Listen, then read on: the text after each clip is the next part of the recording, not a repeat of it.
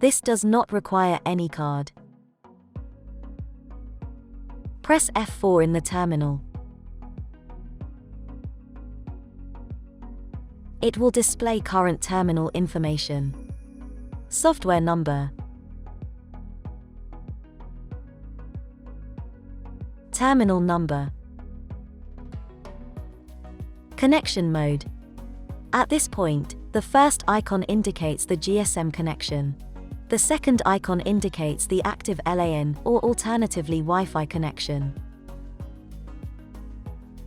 The next icons, the up-down arrows, indicate the current data transmission. The final tank icon indicates whether the data was synchronized.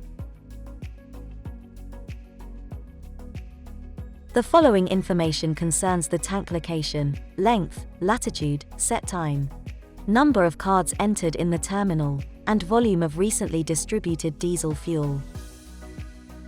The next icons indicate the volume of diesel fuel inside the tank, the temperature of the diesel fuel, and the all-time volume of diesel fuel distributed from the tank.